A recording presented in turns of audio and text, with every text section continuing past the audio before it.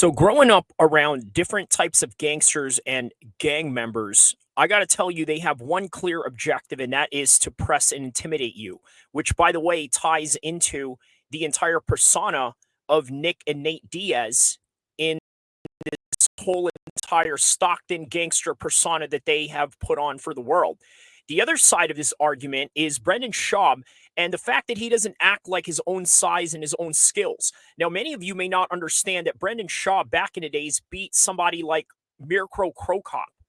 Okay. And by the way, that was during the time when the UFC was allowed to take steroids and a whole bunch of other performance enhancement drugs. And guess what? Brendan Schaub was able to beat this guy.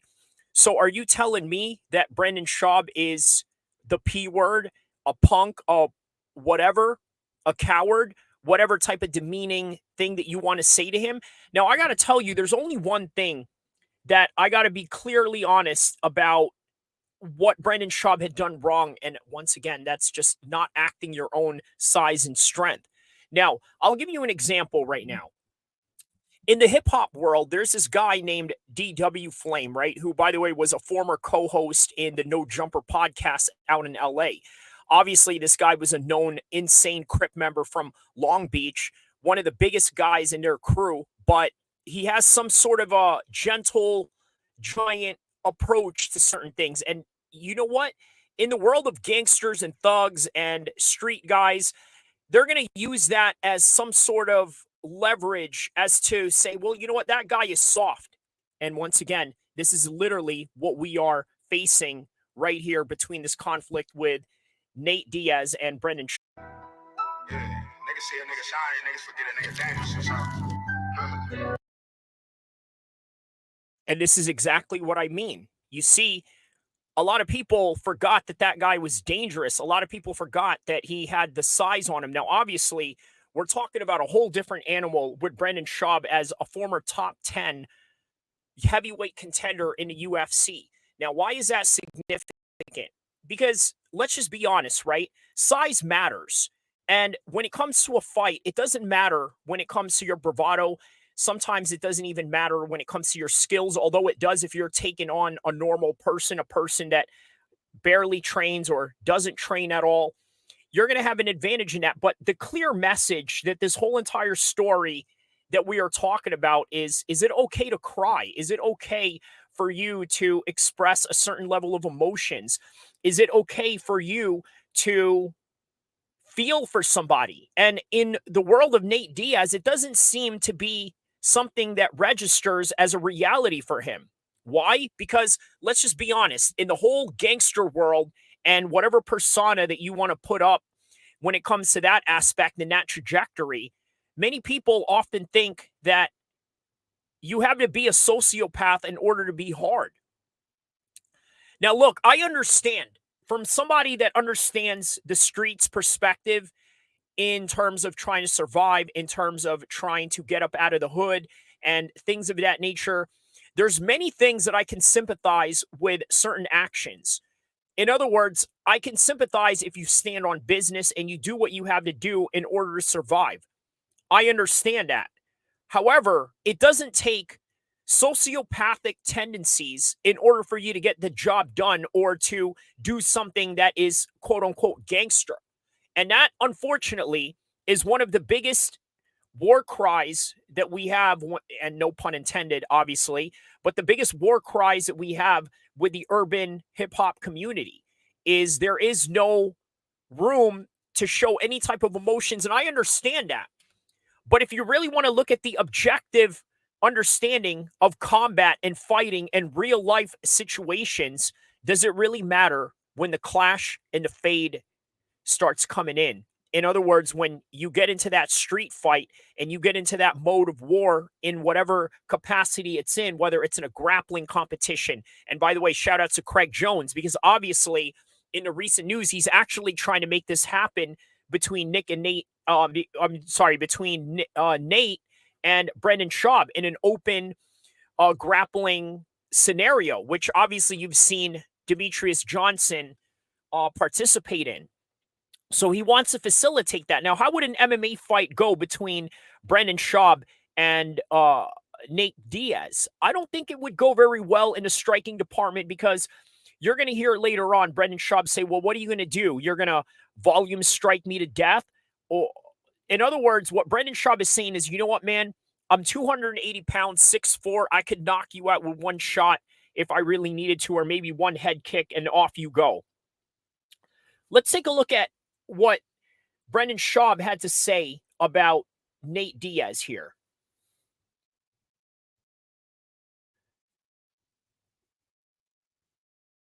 Respond to Nate Diaz. Not a long rant here.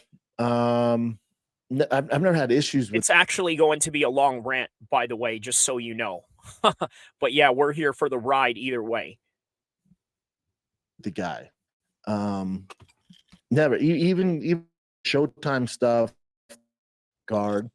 For those of you that was regarding during the McGregor fight. Now, just a little brief history on that.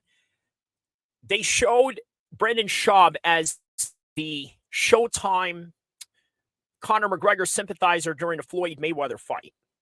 So as a result, Brendan Schaub had to go and praise Conor McGregor to the highest order because he was representing MMA in a room full of boxers and in a production and a world full of boxers. So he had to represent.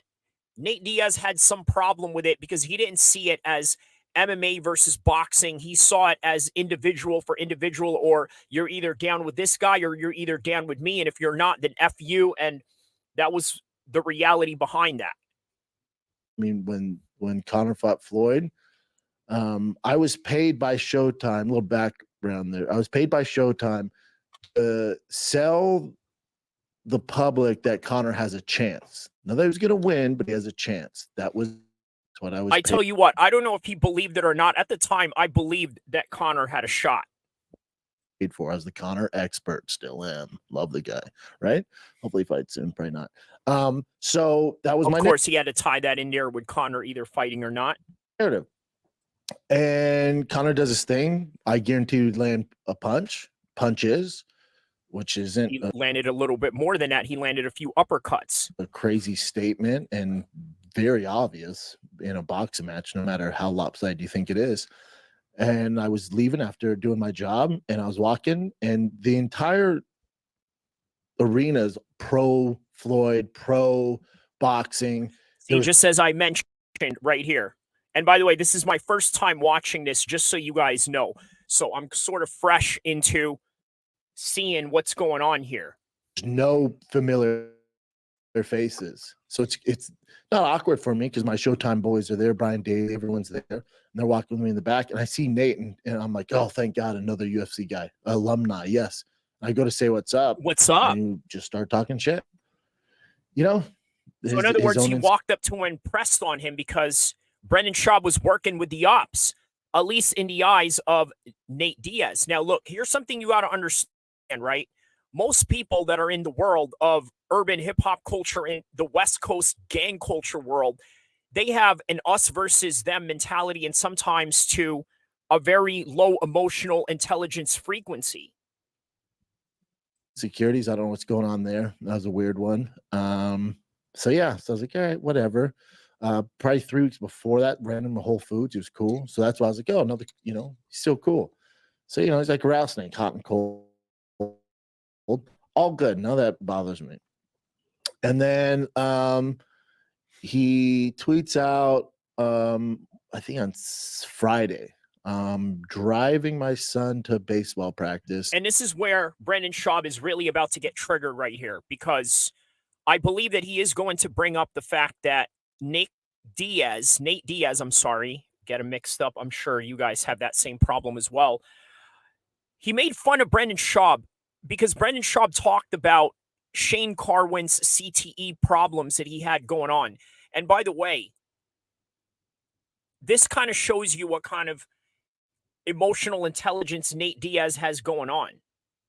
I mean, for you to make fun of somebody for crying about somebody's CTE and issues, and by the way, something that isn't too far away from where your brother is going to be at, I think that's a little insensitive, but also, once again, low emotional intelligence on the part of Nick and Nate Diaz, because let's just be honest. I'm saying both of their names. Maybe it's a mistake, maybe it's not, but these two guys have a mentality where it's us versus them, and whoever my brother is against, I'm against you, and whoever my crew is against, I'm against you. And that's the type of mentality that they have. But we're going to delve into that in the psychology of that whole entire way of thinking, but also trying to understand why somebody like Brendan Schaub is getting pressed on. Because once again, it goes back to the DW Flame comparison that I had made, right? A lot of people think that this guy isn't dangerous because all of a sudden he became a podcaster. All of a sudden he became Brian, I'm sorry, what's his name? Uh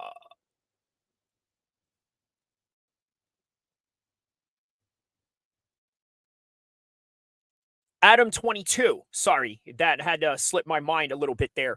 So yeah, he gets called a bitch or a punk or a coward by people like that, and people forget that he's dangerous. Why? Because once again, this goes into Brendan Schaub.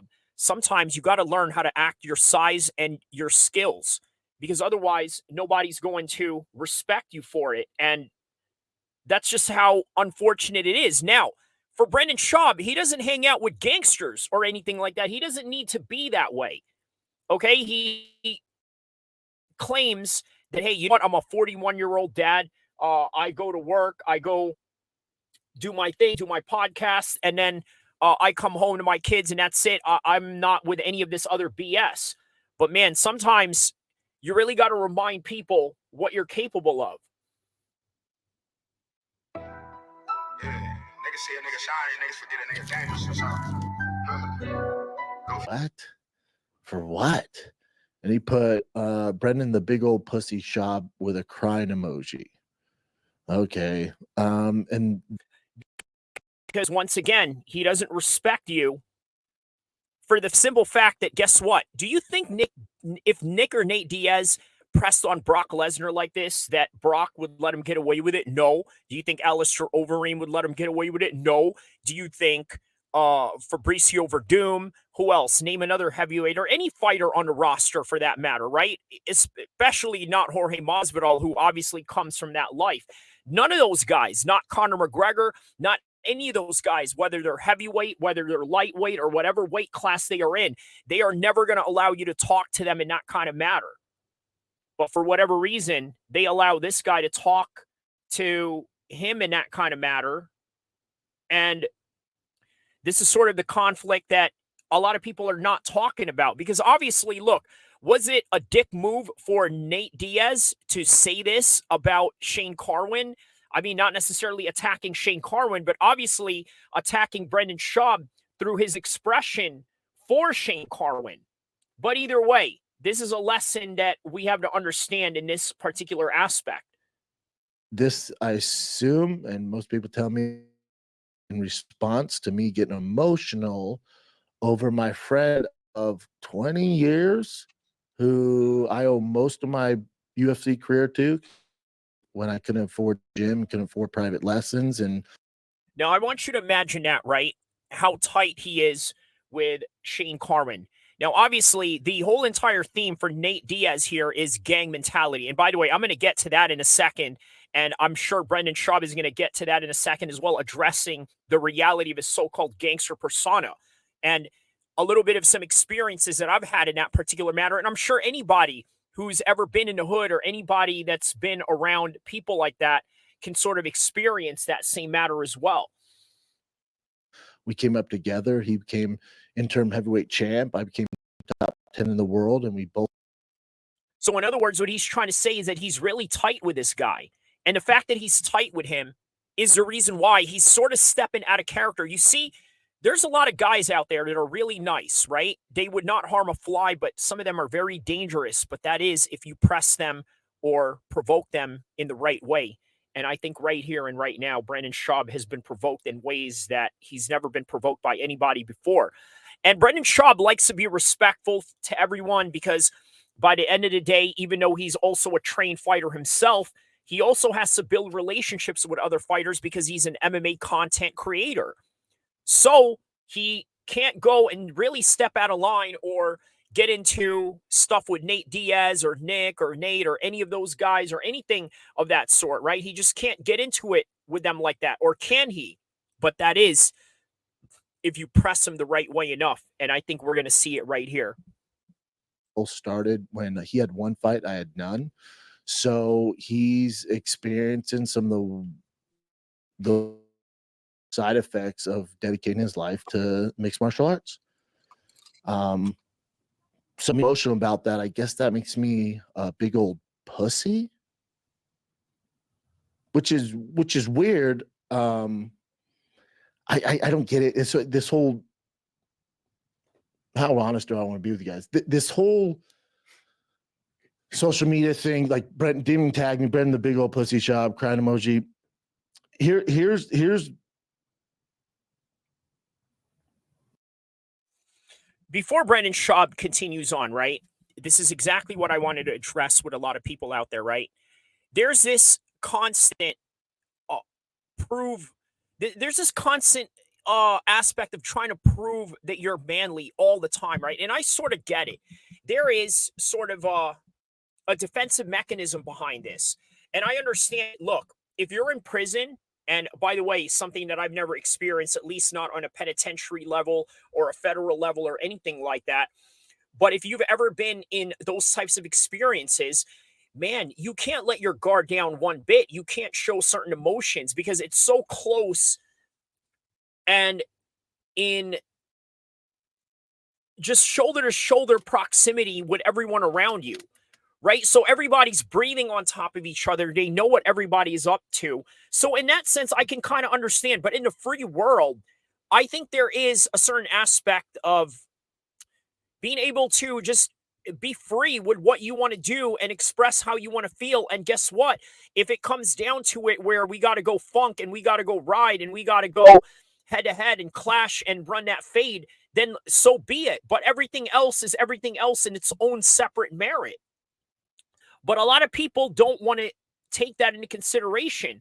What they want to take into consideration is the low-hanging fruit that is in front of them that they can use against their enemy or their ops in any kind of way. Now, look, do you think Nate Diaz would make fun of Jake Shields if, let's say, Jake Shields was crying about, let's say, his deceased father in some kind of way? The answer is no. I don't think that that would be the case. You see, the reason why that wouldn't be the case is because you got to understand that's a person that is his ally. But when it comes to his ops, it's a little bit different, right? So it's a mixture of just biasness, but also a mixture of low emotional intelligence on the part of Nate Diaz. Here's how I feel about it. This is just internet gossip, right? This gets him trending. He doesn't have a lot going on. Didn't get paid for the Masvidal fight. Probably doesn't know what he's going to do next. Conor, he's probably waiting on that. Conor's tied up with the TV deal, so he's banking on that. He fought Masvidal, lost to Jake Paul, right? That's a big blow to his ego. So I guess he needs to do this to stay current. Now, I got to disagree with Brendan Schaub on this one, though. I don't think that's the trajectory that Nate Diaz is on. I don't think he's doing this because he lost to Jake Paul. And by the way that he's going to view that, the way that he views every fight is that, hey, man, you know, F you, I'm the hardest out here. I ain't get finished. It's kill or be killed. That's how he views this whole thing, okay? Even the Leon Edwards fight, he had one good moment in the Leon Edwards fight, and what does he do? He goes and he celebrates as if he'd actually won when Leon schooled him the entire time. It has nothing to do with the fight. It has nothing to do with the Conor McGregor fight. He knows that the Conor McGregor fight is always going to be there. He knows that Conor is willing to fight him at any time, at any place, if given the right circumstances. But that's not the reason why he's doing this. He's doing this based on the ethos and the familiarity of combat to Nate Diaz inside and outside the octagon. So in other words, if it's on and it's on with you, that's what he's trying to do. He's trying to start conflict with you, not because of clout or anything like that. He's just acting on his own on his own natural instinct, and I guess his overall way of growing up and how he's always been. This is just how Nate Diaz is and was and always will be. I don't think this has anything to do with clout.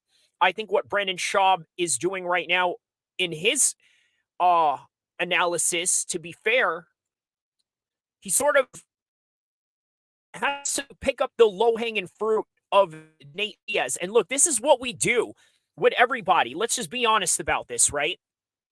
Whenever we have a conflict with anybody or we don't like something, you ever called somebody a broke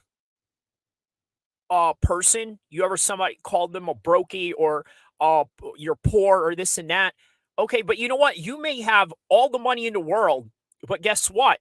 The same homies that'll go out and ride for you, the same homies that will do things for you that people in the corporate world, that people in the military or people in the industry won't do for you, these guys are broke too.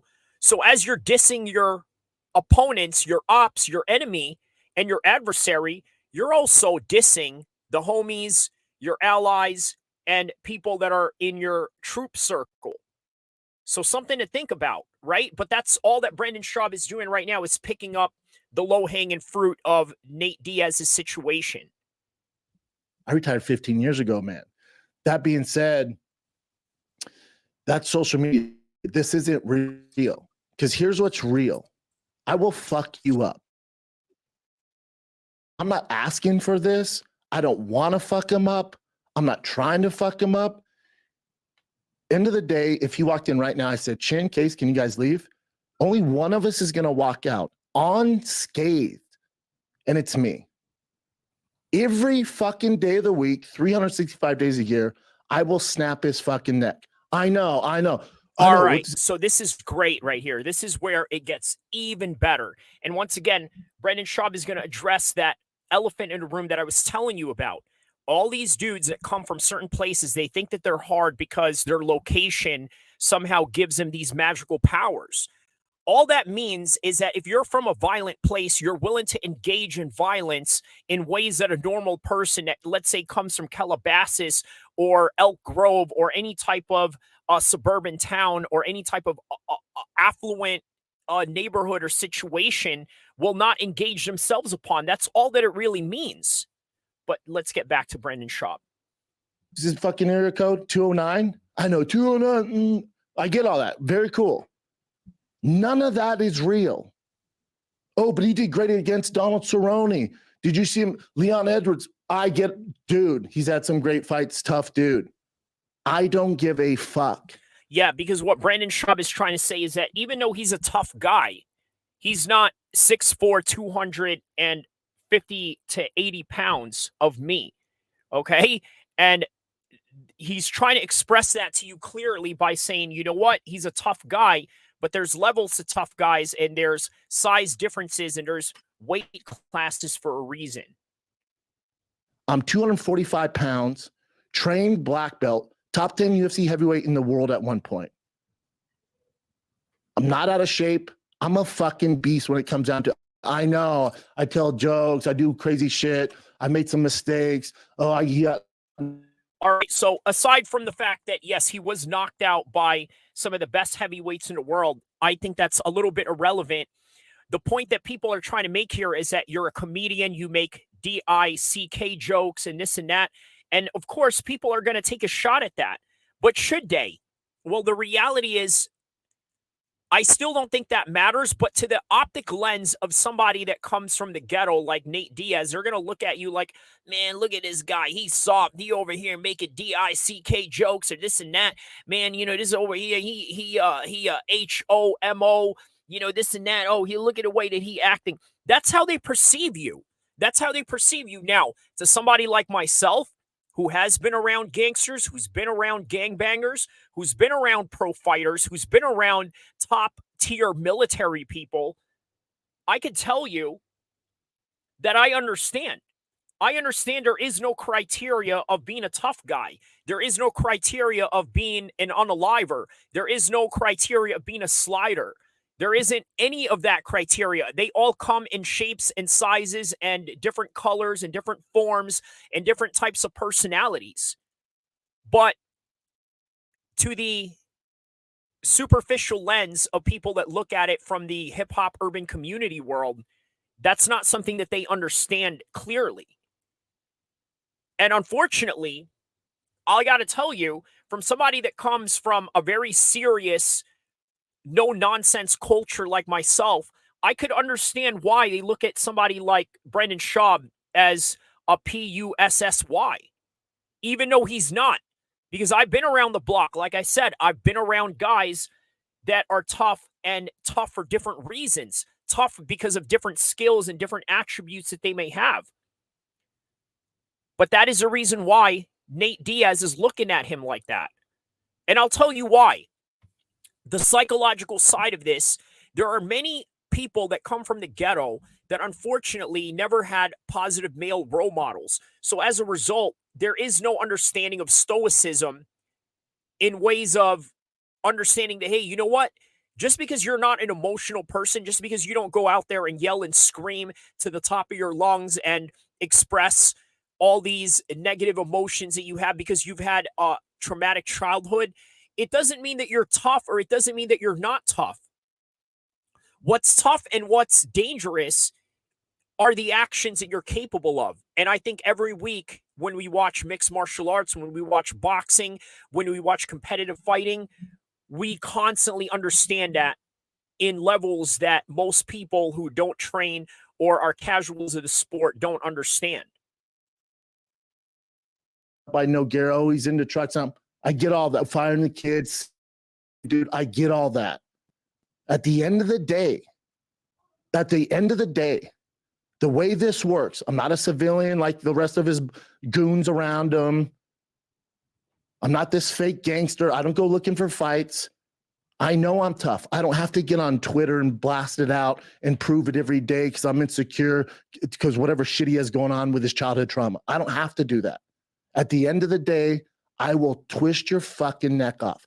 Ask your boys. There's many of guys that you fucks with, that I've rolled with. Ask them how it went. Go ahead and ask them. Very close guys to you. Ask them how it went, bud. That's real. This isn't real. And the difference between you and I, Nate, a million fucking. And you know what? What he means by what is real and what isn't real is the bravado that Nate Diaz is putting out to the world. That's what he is expressing here. He's saying that, hey, look, your bravado that you are showing to the world right now does not matter. What is real and what matters is what I can do to you. And that is what Brendan Schaub is expressing right here. And things don't get me started. But the between you and I, you're crying because your brother who has CT. The difference between you and I is if your brother. There you go. That's a good point. His brother does have CTE. Now, what about it? Shane's a brother to me. If your actual fucking brother. And he mentioned this is your actual brother, by the way, not like, okay, Chin right here, who's my producer, is like a brother to me. No, like your actual brother, as in Brendan Schaub's Jay Schaub brother, who's not only the producer of his show, but the guy who literally sets up all his dates to do all these comedy shows around the United States. He literally means that type of brother, like blood brother. Now, what would happen if that happened to your family? And that is the question Brendan Schaub is asking right here. Came out and started getting emotional, or if you started coming out getting emotional about your brother's issues with CT and fighting and all this shit, because we know he has his issues, I would support you, even though you've been a dick to me the entire time. That's what I do. That's what men do, bud. I wouldn't bash you. And this whole narrative, your entire narrative, oh, fuck the man. Bud, you. So we're going to get to F the man in just a second, right, to address that. But with Brendan Schaub, what he's talking, man, I'm telling you, he's dropping a lot of jewels here. Let me just have him talk here for a second. Paid more than 99% of the fighters. Cut the bullshit. You're no different than Kobe Comfort's MAGA shit. So in other words, he's expressing that, hey, you know what? You're playing a character just like everyone else as well, right? So you're really no different. You have this attitude where, okay, you're more realer than everybody else. I don't know about that. It's all fake, bud. You're not fooling anybody. I've seen how the sausage is made. You're not tough to me. And what he said when that expression, how the sausage is made, I know what he means by that. Look, we know if you're a trained fighter, you're a trained martial artist, or if you just trained as a weekend warrior, man, you understand and know what it takes. You've been in those gyms, you've been in those mats, you've been punched in the face before during sparring. You know what that's like. But you also got to understand the other aspect of this too, right? I saw a meme where they had this knife guy, right? He basically stabbed a boxer in the abdomen, right? It's basically one of those old 1920s looking cartoons or whatever. There's a boxer and then there's a thug looking guy with, the fedora hat and the comical looking, mask that covers the eyes, but then has the eyes open or whatever, sort of like a Robin bandana covering your eyes, whatever. So he goes and he stabs him, right? The meme says, do not ever confuse sport for real life, right? So that's something we also got to take into consideration as well. Brendan Schaub, you're right. You are bigger than Nate. You could probably beat him up in a street fight. You could probably beat him up in MMA, in any type of fighting capacity. Sure, I believe that. But I also believe he does have homies that have nothing to do with the fight world. And that's what he means by civilian. Now, he said that, hey, I know all your homies and some of them are civilians and this and that. They don't train. Well, okay, they may be civilians in the fight world, but some of them are not civilians in the world. And that's something that a lot of people who are trained fighters really have in conflict with anybody. I know tough guys. Tough guys don't get on the internet and tweet. Well, I got to say something about that, right? Sometimes they do and sometimes they don't. In this case, we don't know, man. Look, you can't say that somebody is not a tough guy because they talk trash online. Now, more oftentimes, I can say, yes, you know what? You're right. Maybe this guy isn't really as tough as he claims to be because he's over here talking that. But then there are guys out there that are really about that life. And guess what? They just happen to love to talk for whatever reason. Beat the shit out of them when they're crying or they're getting emotional because their friend of 20 fucking years is having major issues, suicidal thoughts. That's pussy. That's the difference between you and I. I'm not some moron who buys into your tough guy narrative, bud. I don't give a fuck you're from Sacramento. From Stockton. Well, I'm the one from Sacramento. But just saying, Brendan Schaub, he's not from Sacramento. But hey, shout outs for you for bigging up Sacramento in this one, though. That's your biggest thing? That's it? That's the narrative? I know tough guys from Sacramento. What are you going to do, Nate? What are you going to do? Volume punch me, motherfucker? Now look at this. Look closely at Brendan Schaub, okay? He's angry right here. Look at the veins right there, right? Look at the veins right here. You see that? Right here. He's got some veins. He's really upset at Nate Diaz, and you can tell he's not feeling this whatsoever. But yeah, man, let's continue on. That's what you're going to do? What are you going to do? Out-grapple me? In what fucking sense? What world are you living in? This is the real world. Now, if you're doing this because you fancy yourself a fisticuffs, if you fancy yourself, you want to actually grapple me, I'm not hard to get a hold of. Pull the fuck up. And this is why Craig Jones came in here and sort of set up this whole grappling situation. And look, it's kind of fair. Look, again, I said earlier in this video, it's a lot more fair to do a grappling match because the elements of punches and kicks are just going to be in the advantage of Schaub just by the sheer size alone.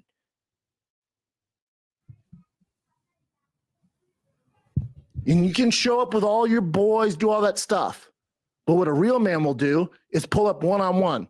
I don't have a posse. I don't need one, bud.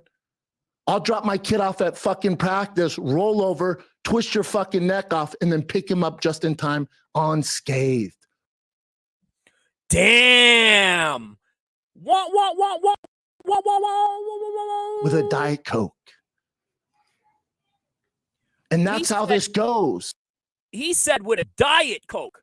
He said with a Diet Coke, fam. Oh, snap. Nate, you better respond to this. Brendan Schaub is over here punking you right now. For the rest of your fucking life, bud. Whenever I want. I didn't ask for this. I don't want to do this. This is usually what most people do when they're not the ones that start the fight.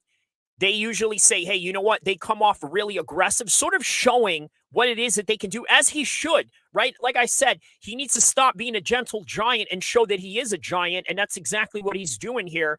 But at the same time, he's letting you know, hey, look, I didn't start this. I'm really a nice guy. This is not the kind of vibe that I'm into, but I really didn't start this, is what he's trying to express here. What I do. I don't like drama. I didn't ask for this. Again, and if you came out, I would support you, Nate. I support fighters. Name one fighter that I've kind of pushed down. Name one, ever. In the history of doing this for over 10 years, I only champion people. That's what men do. I don't have insecurities. I hope people want to make more money than God do. But what you're not going to do is pretend you're a tough guy. I know tough guys. You're not one of them, Nate. You have your fan base tricked and think you're this badass. You're not. You're no different than anybody else. You're a terrible fucking athlete. All good. Damn. So he said he's a terrible athlete. I got to speed this up a little bit because obviously I want to get to more topics of this particular matter at hand, or try to really get as much out of this content. But yeah, man, he's right about that, right? He's not fooled by the persona that Nate Diaz is trying to put on. But a lot of people are. And it's because Nate Diaz has all the bravado in the world. He has charisma. Let's just be honest about that, right? When you have charisma, people will believe in your hype. Now, a lot of people out there, they say, hey, you know what? Tupac's not really a gangster because, well, he went to an art school or this and that. Well, okay, make of that as you will. But guess what? He had the charisma to make people believe he was a tough guy. And guess what, man? He did have accolades where you can't deny him of. I mean, look, the guy shot at 2 undercover police officers, but that's another topic for another subject and another time. Dude, you're a tough guy from Sacramento. Where I come from, you're not a tough guy. Not Sacramento, Stockton. But either way, thank you for representing the 916, Brendan Schaub.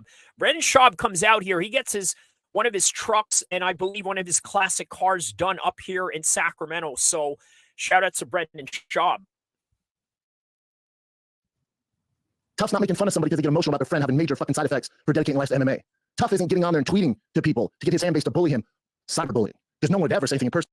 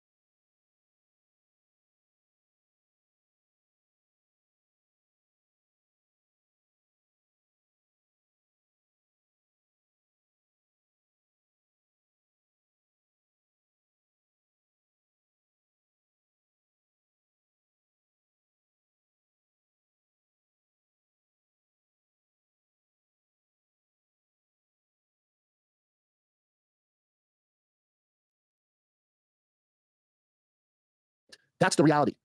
Whole Stockton slap, I will fuck you up. Now you get your boys to do the shit, to do all that. That ain't real manly shit, dude. But you and your fan base in Stockton, yeah, look at them. 10 of them against Schaub. Bullshit, dude. You ain't gonna do shit. Again, if you want to grapple, I'll put shit on hold. I'll start grappling again. Set a date. I guarantee you won't do it, dude. You're dumb. You're not that fucking dumb. Your handlers around you will tell you what would happen. That's if you have real ones in your corner. I don't know if you do. You didn't get paid from the fucking Masvidal fight, so clearly there's a business issue there. But if you actually want to do this, Nate, I'm not hard to find. Once again, there he is again, sort of slagging him off, saying, hey, you know what? You know your handlers would not allow you to do this. You know what's up with me. And he's basically making fun of his handlers for not having his back during the Masvidal fight, of which, by the way, he still hasn't gotten paid for, weirdly enough. Grappling you, I would sleep like a fucking baby, but like a baby. I'm not hard to find. I'm not going to keep going back and forth with you so you get these ratings where the fuck you want to do. It's not what I do. And there's the elephant in the room. The only reason you're coming at me with this, the elephant in the room, CT is a part of the game. I get it, but I'm not saying I have an answer for it. I'm not saying everybody should be compensated. I'm not saying Shane doesn't have CT from playing football when he was a kid. Wrestling. He didn't have a long UFC career. I'm not saying he needs to back up the Brinks truck and make his life perfect. I'm not saying any of that. I think he would be human and figure it out and lend a hand out to him because he's one of the worst cases I've ever seen. And we can pretend that you don't have 15 motherfuckers you came up with like I did. They're also suffering from CT in some facet, not just the level of Shane or level of Verdum or some of these other greats or BJ Penn. We can pretend, and I'm not going to get on the horn on here and say Dana this and UFC this. I love Dana, I love the UFC, bud. The elephant in the room is guys do have some issues. Not everybody. I'm not saying everybody. I feel like I don't. I don't know if you do. I'm not going to get on here and make fun of you and all that shit. I don't know if your brother actually has it either. He has some issues. I don't know if it's from that. I don't know you guys well enough. But what I do know is you're not going to do shit. That I can guarantee you. You're not going to do shit. And if you want it, I'm not hard to find, bud. But it better be one-on-one. Don't do that pussy Stockton stuff where you jump guys. If you do decide to jump me, it better be more than fucking 4 to 5. Didn't want to start off like this. I had a great weekend, dude. I'm a 41-year-old dad. Father of 3, bud. That's all I give a fuck about. I put into them. What do you do? Search for your next big money bag?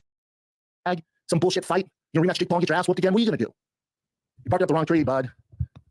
You're a fucking praying mantis, barking at a tiger walking through the fucking jungle. Don't make me stop and twist your fucking neck off. Because I just want to keep going.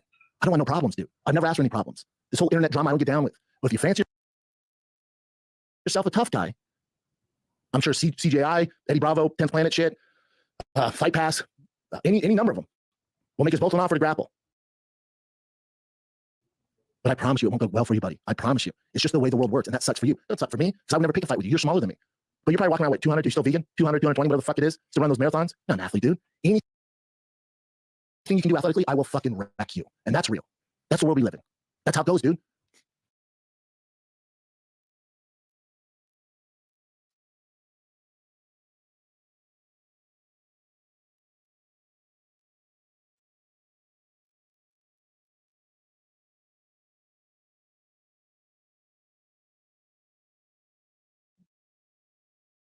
All right.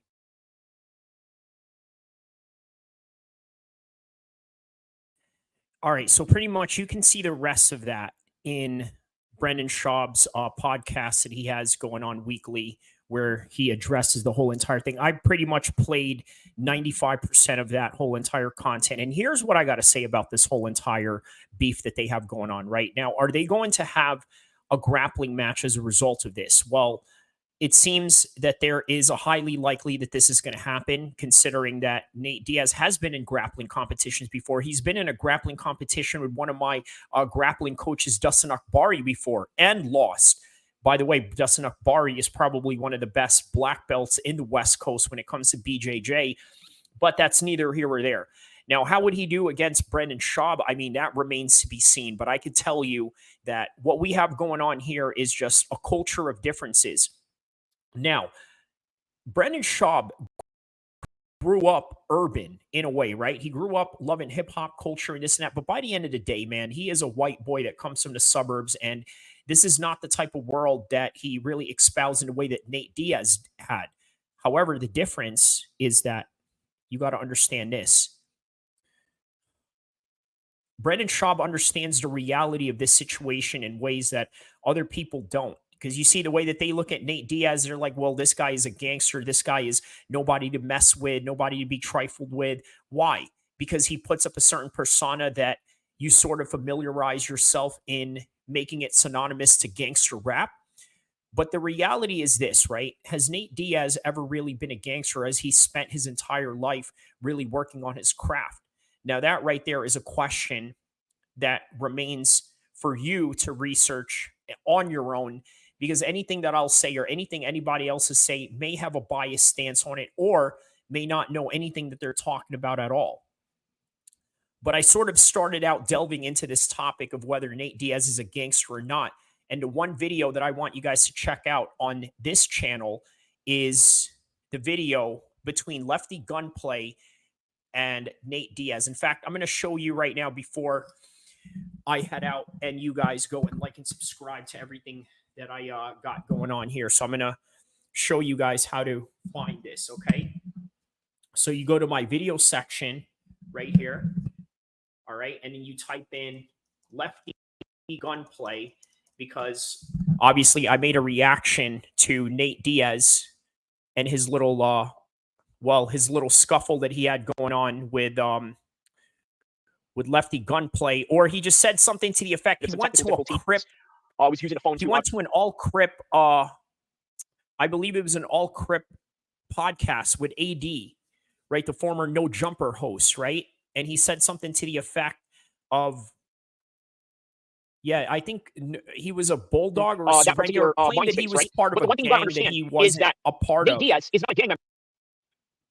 He was claiming that he was part of a gang that he clearly wasn't. But yeah, I talk about it in this video. Guys, don't forget to like and subscribe. That is all that I have for you for this particular content and this particular time. I will see you guys in the next one, inshallah.